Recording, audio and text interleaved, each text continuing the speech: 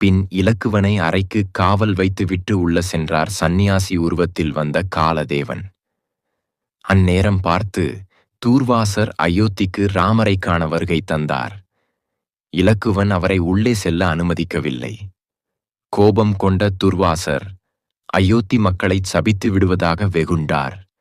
விதியின் விளையாட்டினை உணர்ந்த இலக்குவன் மக்களைச் சாபத்திலிருந்து காக்க தானே மனமுவந்து அறைக்குள்ளே சென்றார்.